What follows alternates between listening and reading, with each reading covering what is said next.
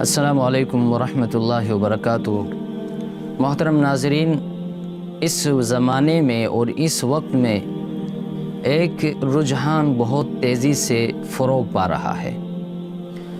ہماری جو نئی نسل ہے، جو نوجوان ہیں، ان کے اندر ایک رجحان ہے کہ جو لوگ برائی کو عام کر رہے ہیں، عریانیت کو پھیلا رہے ہیں، فحاشی کو فروغ دے رہے ہیں اور غلط چیزوں کو عام کر رہے ہیں، ان سے لوگوں کا تعلق زیادہ بڑھتا جا رہا ہے۔ ایسے لوگوں کو زیادہ پسند کیا جا رہا ہے۔ ایسے لوگوں کو ہمارے نوجوان اور نئی نسل وہ لائک کر رہی ہے، ایسے لوگوں کو فالو کر رہے ہیں۔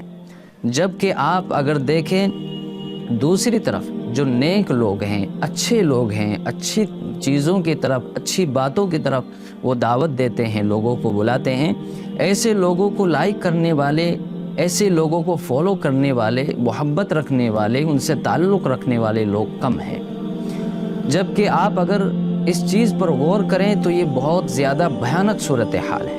اس لیے کہ بخاری شریف کی ایک روایت ہے، حدیث نمبر ہے 3688۔ حضرت انس رضی اللہ تعالیٰ عنہ فرماتے ہیں کہ ہمیں اتنی خوشی کسی بات سے نہیں ہوئی جتنی خوشی نبی کریم صلی اللہ علیہ وسلم کی حدیث سن کر ہوئی کہ تمہارا حشر انہی کے ساتھ ہوگا جن سے تمہیں محبت ہے۔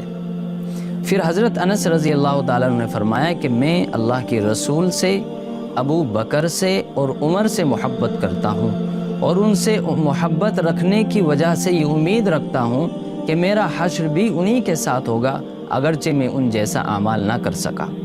اس حدیث سے ہمیں یہ پتہ چلتا ہے کہ جو لوگ دنیا کے اندر جیسے لوگوں سے تعلق رکھیں گے، محبت رکھیں گے، ان کا حشر قیامت کے دن انہی کے ساتھ ہوگا۔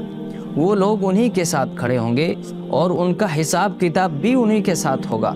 اس لیے ہمیں دنیا میں یہ جو اللہ نے زندگی عطا فرمائی ہے، بہت سوچ سمجھ کر کسی سے تعلق قائم کرنا ہے۔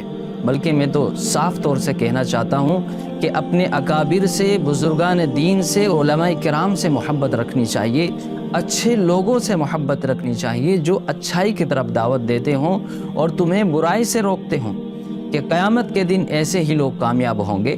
اور جو برائی کو پھیلاتے ہیں، عریانیت کو، فحاشیت کو، اور نہ جانے کس برائیوں میں مبتلا ہیں اور گناہوں کو فروغ دیتے ہیں، اگر ہمارا ان سے تعلق ہوگا تو قیامت کے دن ہمارا حشر بھی انہی کے ساتھ ہوگا اور ہمارا ٹھکانہ بھی وہی ہوگا جو ان لوگوں کا ہوگا۔